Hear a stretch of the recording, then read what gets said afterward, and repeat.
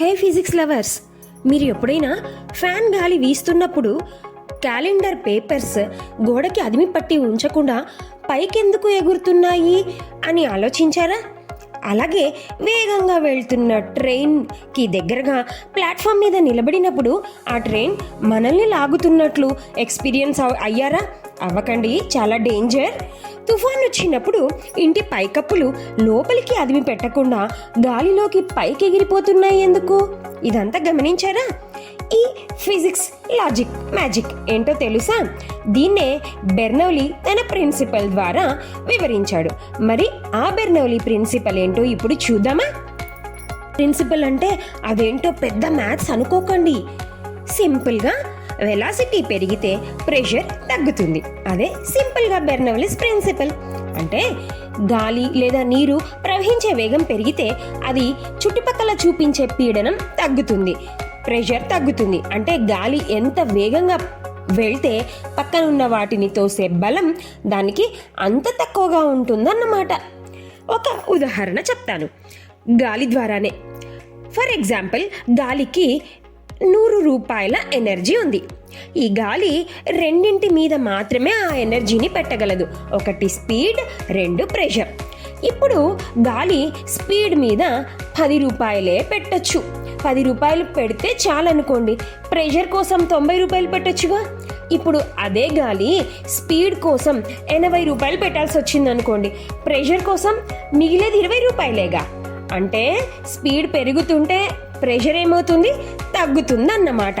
మరి ఈ స్పీడ్ పెరిగితే ప్రెషర్ తగ్గుతుంది, నిజమే. మరి అలాంటప్పుడు ట్రైన్ మనల్ని ఎందుకు లాగేస్తుంది? ఎందుకో చెప్దాం. ట్రైన్ యొక్క స్పీడ్ చాలా ఎక్కువగా ఉంటుంది, అంటే ప్రెషర్ తగ్గినట్లేగా.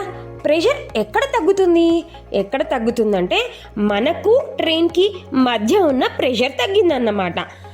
ప్రెషర్ తగ్గినప్పుడు ఒక యూనివర్సల్ లా ఉంది. ఏంటి? ఎక్కడైతే ప్రెషర్ తక్కువగా ఉందో అక్కడికి చుట్టుపక్కల నుంచి ఉన్న ప్రెషర్ అంతా మొత్తం వచ్చి చేరి దాన్ని మళ్ళీ యూనిఫామ్గా ఉంచడానికి ట్రై చేస్తుంది. అంటే చుట్టుపక్కల నుంచి ప్రెషర్ అంతా ఆ లో ప్రెషర్ వైపుకు పరిగెడుతుంది.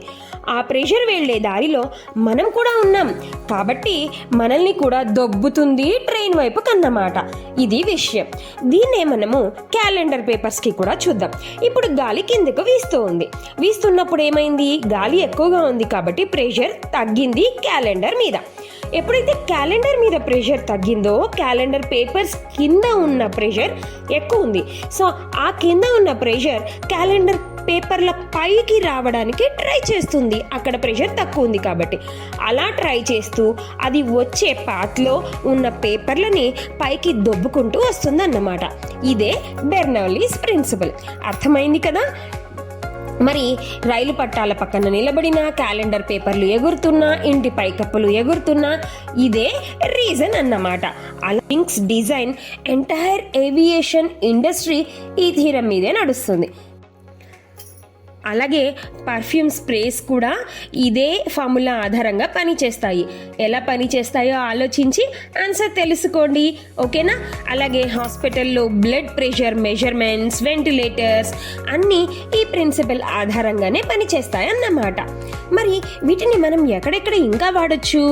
ఏరోస్పేస్ ఇంజనీరింగ్లో aircraft, rocket design, automotive ఇండస్ట్రీలో కార్ ఏరోడైనమిక్స్, మెడికల్ ఎక్విప్మెంట్లో బ్లడ్ ఫ్లో అనాలిసిస్, వెంటిలేటర్స్, ఆర్కిటెక్చర్లో బిల్డింగ్ వెంటిలేషన్ సిస్టమ్, స్పోర్ట్స్లో ball dynamics, swimming suits and ఇంకా ఎన్నో.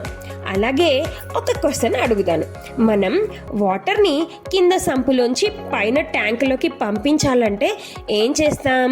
అక్కడ ఏ ప్రిన్సిపల్ ఉపయోగపడుతుంది? ఎలా ఉపయోగపడుతుంది? ఆలోచిస్తారు కదా? Okay, done. 18వ సెంచరీ మ్యాథమెటిషియన్కు ఇంత విజన్ ఉంది. అమేజింగ్ కదూ? ఫిజిక్స్ మీద ఇంకా ఇటువంటి ఇంట్రెస్టింగ్ టాపిక్స్ కావాలా? వెంటనే లైక్ చేయండి, సబ్స్క్రైబ్ చేసి బెల్ ఐకాన్ ప్రెస్ చేయండి. కామెంట్స్లో చెప్పండి మీకు తర్వాత ఏ టాపిక్ కవర్ చేయాలో అని. రిమెంబర్, స్పీడ్ పెరిగితే ప్రెషర్ తగ్గుతుంది. Keep learning, keep flying. By.